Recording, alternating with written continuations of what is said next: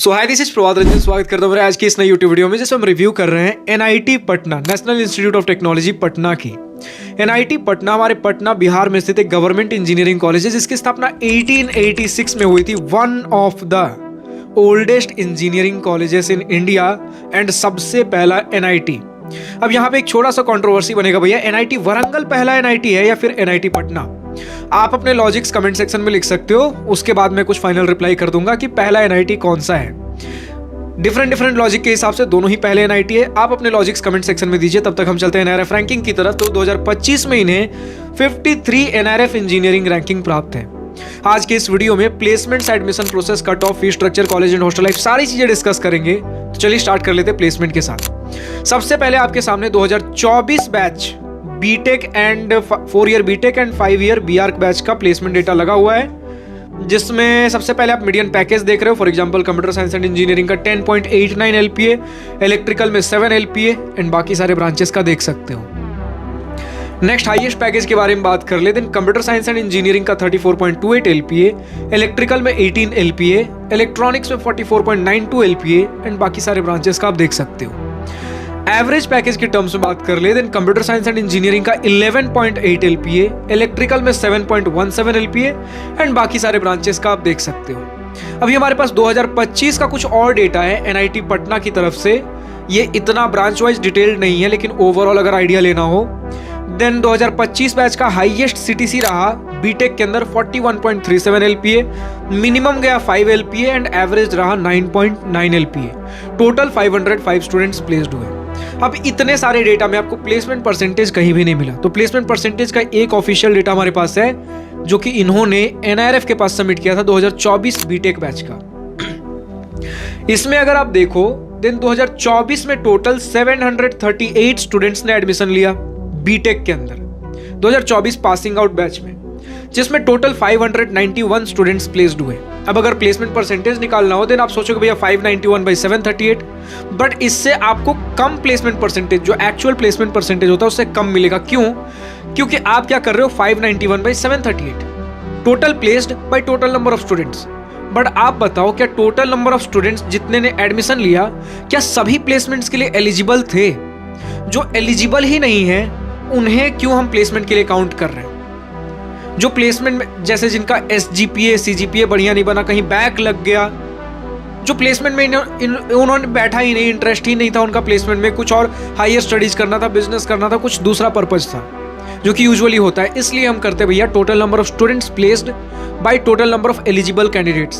तो एक rough figure दे रहा हूं, अगर 738 total number of admitted students थे तो लगभग 700 के आसपास हमारे पास कह सकते हो कि total number of eligible candidates होंगे। तो अगर 591 by 738 करोगे तो हमारे पास 80% के आसपास का फिगर बनता है। तो हम रफली मान लेते हैं कि एलिजिबल कैंडिडेट्स के हिसाब से 85% का टोटल हमारे पास प्लेसमेंट परसेंटेज बना होगा, जो कि एक अच्छा खासा फिगर है, क्योंकि इनमें कुछ ब्रांचेस ऐसे होते हैं जिनमें उतना अच्छा प्लेसमेंट नहीं लगा होगा। तो उन सभी ब्रांचेस की वजह से ओवरऑल प्लेसमेंट परसेंटेज थोड़ा कम होता है। तो कम हो कर भी 85% तक एक अच्छा प्लेसमेंट परसेंटेज माना जाएगा। नेक्स्ट अगर हम बात कर ले एडमिशन प्रोसेस की तरफ चले, तो सबसे पहले आप हर एनआईटी की तरह जेईई मेन का एग्जाम दोगे। जेईई मेन के एग्जाम में जो भी रैंक बनेगा उसके बेसिस पे जोसा सीसैप काउंसलिंग के थ्रू आपको कॉलेजेस एंड ब्रांचेस अलॉट होंगे। मिनिमम एलिजिबिलिटी क्राइटेरिया के तौर पे आपके क्लास 12th बोर्ड में मिनिमम 75% होने चाहिए, या फिर आप अपने रेस्पेक्टिव क्लास 12 बोर्ड के टॉप 20 परसेंटाइल में होने चाहिए। अब बात कर लेते कट ऑफ के बारे में। तो जोसा 2025 round 6 general student, gender neutral category, other state candidates यानी जिनके पास किसी भी प्रकार का रिजर्वेशन नहीं है, उनके कट ऑफ का स्क्रीनशॉट लगा हुआ है। किसी भी ब्रांच के जस्ट इमीडिएट में आपको ओपनिंग रैंक दिखेगा एंड उसके बगल में closing rank. For example computer science and engineering close हुआ था 14,996 रैंक पर, इलेक्ट्रिकल क्लोज हुआ 27,921 रैंक पे, एंड बाकी सारे ब्रांचेस का आप देख सकते हो। अब अगर आपको हर ईयर, हर राउंड, हर कैटेगरी कट ऑफ चाहिए, देन आप कॉलेज प्रवेश के वेबसाइट पर विजिट कर सकते हो। बात कर ले फी स्ट्रक्चर की, देन आपके सामने इंस्टीट्यूट, ट्यूशन, हॉस्टल, मेस फी का स्क्रीनशॉट लगा हुआ है। इन टोटल आपका पढ़ाई लिखाई, रहना खाना सब कुछ मिलाकर 4 साल का बीटेक 9 लाख के अंदर अंदर निपट जाएगा। बेनिफिट की बात यह है कि अगर आप SC/ST कैंडिडेट हो देन आपका पूरा ट्यूशन फी माफ है, सिर्फ हॉस्टल मेस और अदर इंस्टीट्यूट फी लग रहे होंगे। अगर आप OBC जनरल कैंडिडेट और 1 लाख से नीचे का इनकम सर्टिफिकेट सबमिट करते हो देन आपका भी पूरा ट्यूशन फी माफ है, हॉस्टल मेस एंड अदर खर्चे लग रहे होंगे। OBC जनरल कैंडिडेट 1 से 5 लाख के बीच का इनकम सर्टिफिकेट सबमिट करते हो देन आपका 2/3 ट्यूशन फी माफ है, बाकी सारे खर्चे आपके भी लग रहे होंगे। इन टोटल अगर किसी भी केस में आपका पूरा ट्यूशन फी माफ है देन आपका 4 साल का बीटेक, रहना खाना और बाकी अदर खर्चे जितने भी है सारे मिला के लगभग 4 लाख के अंदर अंदर निपट जाएगा। फाइनली हम पहुंचते हैं कॉलेज एंड हॉस्टल लाइफ के सेक्शन पे, जहां NIT पटना को लेकर बहुत से कंफ्यूजन्स हैं। भैया इनका एक अशोका कैंपस है एंड एक बिहटा कैंपस है, 2 कैंपसेस के बारे में बात हो रही है। तो भैया अभी स्टूडेंट्स कहाँ रह रहे हैं? बिहटा कैंपस बहुत समय से बन रहा है, तो क्या स्टूडेंट्स बिहटा कैंपस में शिफ्ट हो गए? और अगर शिफ्ट हो गए तो अशोका कैंपस का क्या हुआ, समझते हैं। अशोका कैंपस हमारा 35 एकर्स का है एंड बिहटा कैंपस आपके पास 125 एकर्स का है। अशोका कैंपस आपका पुराना कैंपस है, बिहटा कैंपस नया कैंपस है। अशोका कैंपस आपके गंगा घाट पे है, मतलब कैंपस के एक साइड गंगा घाट है एंड दूसरे साइड मेन सिटी है। तो सिटी से कनेक्टिविटी बहुत बढ़िया है, दिन में अगर आपको कुछ मार्केटिंग वगैरह करना हो प्रॉपर सिटी में लोकेटेड है। यूजुअली बड़े कैंपसेस कहाँ होते हैं भैया? शहर से बहुत दूर। तो आप कैंपस के अंदर जो फैसिलिटीज है वो अवेल करिए, कैंपस से बाहर जाने के लिए हमें सोचना पड़ता है। बट चिंता मत करिए, बिहटा कैंपस में ऐसी कोई दिक्कत नहीं है क्योंकि इनके हॉस्टल्स ही कैंपस से बाहर है। कुछ हॉस्टल्स कैंपस के अंदर है, खासकर गर्ल्स हॉस्टल कैंपस के अंदर है, लेकिन most of the boys hostel बोलोगे या फिर कुछ हॉस्टल्स कैंपस के बाहर है, तो आपको कैंपस के बाहर ऑफिशियली जाना ही पड़ेगा। बट रेस्ट्रिक्शन यह है कि जो आपके हॉस्टल्स कैंपस से बाहर है उनका एक नाइट टाइम रात के 10 बजे के आसपास है, तो रात के 10 बजे से पहले जितना आपको बाहर एक्सप्लोर करना हो कर सकते हो। पर रात में करोगे क्या, जब सबसे मोस्ट ब्यूटीफुल समय अशोका कैंपस के लिए शाम का समय है।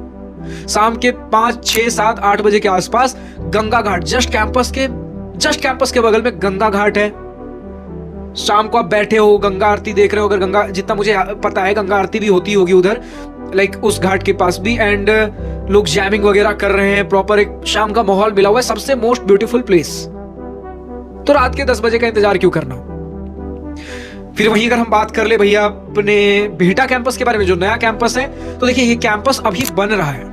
ऐसा नहीं कि लोग यहाँ शिफ्ट नहीं हुए, लोग फेजेस में शिफ्ट हो रहे हैं। लास्ट मेरी 5 महीने पहले एक स्टूडेंट से बात हुई, जो कि हमारा एक रिव्यू वीडियो देख सकते हो हमारे चैनल पर है। उन्होंने कहा कि 2nd and 3rd year CSE and electronics के स्टूडेंट शिफ्ट हो चुके हैं नए कैंपस के अंदर। उसके बाद अभी नेक्स्ट इलेक्ट्रिकल ब्रांच को शिफ्ट करने की बात की जा रही है अगले ईयर से। इसमें भी फर्स्ट ईयर स्टूडेंट्स अभी भी अपने ओल्ड अशोका कैंपस में ही रहेंगे। जैसे ही 2nd ईयर 3rd ईयर में जाएंगे, जैसे जैसे स्पेस और बनते जाएगा, कंस्ट्रक्ट होते जाएगा, न्यू कैंपस में शिफ्ट होते जाएंगे। एक अप्रोक्सीमेट हमारे पास फिगर है कि 1 से 2 साल के अंदर most of the students shift हो चुके होंगे। छोटा सा कंफ्यूजन है कि शायद सिविल ब्रांच को शिफ्ट होने में समय लगे या फिर शिफ्ट ना भी हो पाए। तो जो भी स्टूडेंट्स अभी लेटेस्ट डेटा क्या चल रहा है वो आप शेयर, अगर है आपके पास डेटा तो शेयर कर सकते हो, लेकिन ये सिविल वाले ब्रांच के ऊपर मैं ज्यादा कंफर्म नहीं हूं। ठीक है, जितना मेरे पास डेटा है, जो मैं डेटा दे सकता हूं, मैं देने की कोशिश कर रहा हूं। अब जो बिहटा कैंपस है वो आपके शहर से बहुत दूर है और अप्रोक्सीमेटली 30 किलोमीटर।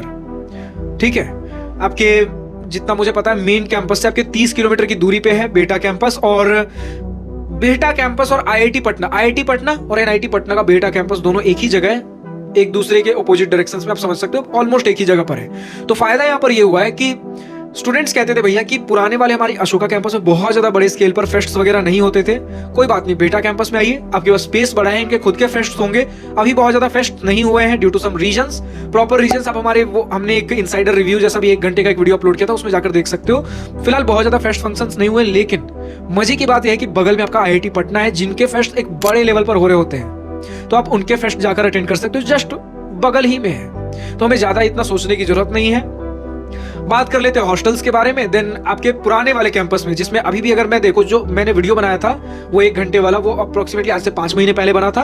उसके बाद अभी 1-1.5 महीने पहले नई बैच आई है एंड डेटा के हिसाब से नई बैच अभी पुराने कैंपस में ही रुकी हुई है। फिर शायद अगले ईयर जब वो 2nd ईयर में जाएंगे देन वो न्यू कैंपस में शिफ्ट होंगे। मोस्ट प्रोबेबली अभी जो हमारे पास अगला बैच आएगा 2026 के अंदर, वो भी पुराने कैंपस में होंगे। लेकिन अगर नया कैंपस एक अच्छी गति से बनता है देन आप नए कैंपस में भी शिफ्ट हो सकते हो। ठीक है, अब समझते हैं जो भी हॉस्टल फैसिलिटीज दोनों का समझ लेते हैं, ताकि आप जिसमें भी जाओ आपको आइडिया रहे। अशोका कैंपस, पुराने वाले कैंपस के अंदर आपके पास पहले 5 सीटर, 6 सीटर, 4 सीटर रूम्स भी हुआ करते थे, लेकिन अब इनमें से एक क्राउड जा चुका है नए कैंपस के अंदर। तो यहाँ से double, triple and 4 sharing rooms आपको देखने को मिलेंगे शेयरिंग रूम्स ही। सिंगल सीटर रूम्स अभी देखने को हमें नहीं मिले।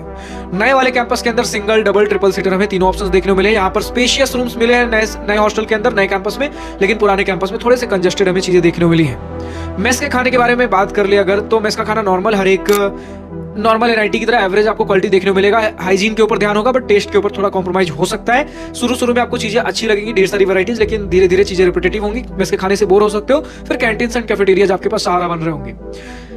बात बस इतनी सी है, पुराना कैंपस आपके लिए छोटा है, कंजेस्टेड फील हो सकता है, लेकिन मेमोरी छोटे जगहों पे ही बनते हैं। बड़े जगह जाओगे, एक जगह से दूसरे जगह हॉस्टल एंड आपके क्लासेज में चलने में काफी समय लगेगा, जो कि ऑब्वियसली बड़े कैंपस की एक दिक्कत होती है।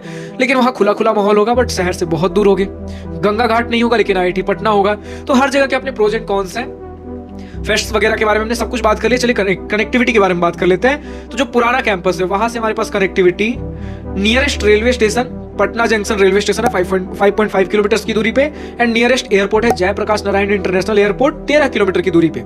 फिलहाल आज की इस वीडियो में इतना ही। जितने भी और डिटेल्स आपको शेयर करने हो, जो भी स्टूडेंट्स एनआईटी पटना से इस वीडियो को देख रहे हैं, आपका अपना और डिटेल एक्सपोजर, ओपिनियन, अपना एक्सपीरियंस जो भी शेयर करना हो, कमेंट सेक्शन आप ही के लिए है, खुलकर लिखिए।